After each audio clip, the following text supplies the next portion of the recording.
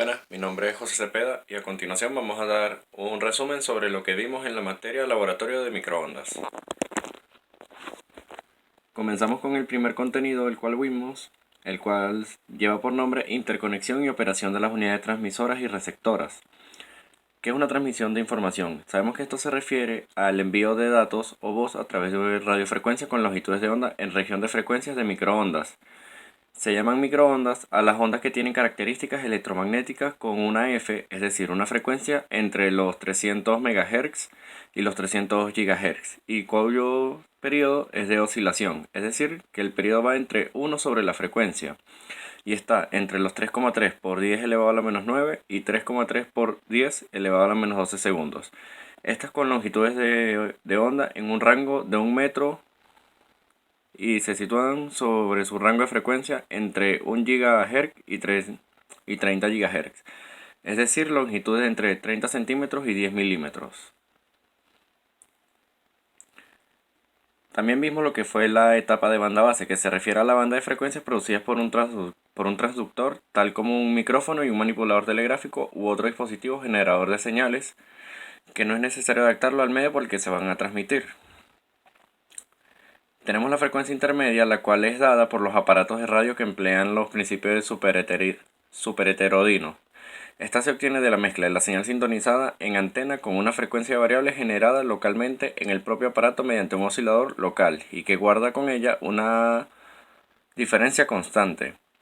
Luego tenemos la RF, la transformación de RF a microondas, que es que en la transmisión de microondas FM se muestra el diagrama de bloques del transmisor.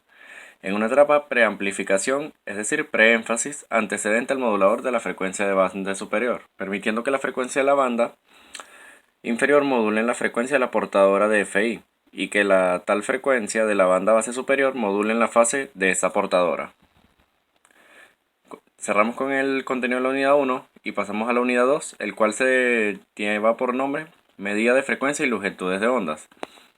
Definimos como la frecuencia, que es el número de repeticiones por unidad de tiempo de cualquier evento periódico. El período es la duración de tiempo de cada evento repetitivo, por lo que el período es recíproco de la frecuencia. La frecuencia crítica de una unidad de onda se define como la unidad que recorre una perturbación periódica que se propaga por un medio en un ciclo y que la longitud de onda, también conocida como periodo espacial, es la inversa de la frecuencia multiplicado por la velocidad de propagación de la onda.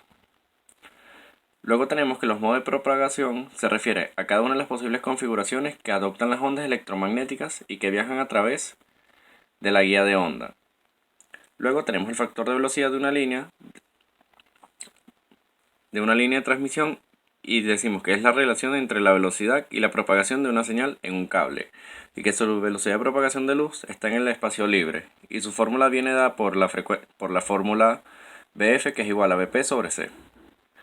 Ahora pasamos a la unidad número 3, el cual es la medida de potencia y atenuación. En esto vimos que una guía de onda se define como cualquier estructura física que guía una onda electromagnética.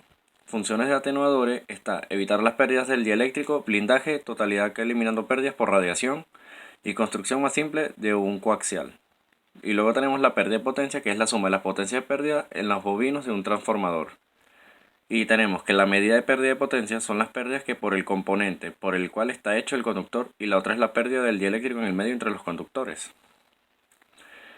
Y por último tema tenemos los acopladores y divisores de señal, que tenemos que el acoplador es un componente pasivo de radiofrecuencia con 4 puertos definidos. Su función básica es obtener una muestra de la señal de entrada y salida con una potencia menor. Los puertos se definen como P1, que es donde se inyecta la señal de entrada. El P2 extrae la señal de salida, el P3 obtiene una muestra de la señal y el P4 debe estar cargado con una impedancia característica. Entre los usos de un acoplador se utiliza para realizar medidas de grandes potencias a través del puerto acoplado y que las pérdidas van desde el P1 al P2, es decir, P1 es menos P2, por lo que se le llama pérdida por inserción. Tenemos el acoplador híbrido, también llamado acoplador direccional, que tiene una característica de 3 decibeles, en los cuales las salidas son de igual amplitud y pueden ser de varias formas. Entre los usos de este acoplador se aplican comparadores de monopulso, mezcladores y combinadores de potencia y divisores moduladores. Tenemos la que el funcionamiento de la T mágica se utiliza como un dispositivo para comparar impedancias y que los divisores de potencia son dispositivos que reparten la potencia que recibe en su entrada en n salidas. Y este sería un resumen de lo que vimos en toda la materia.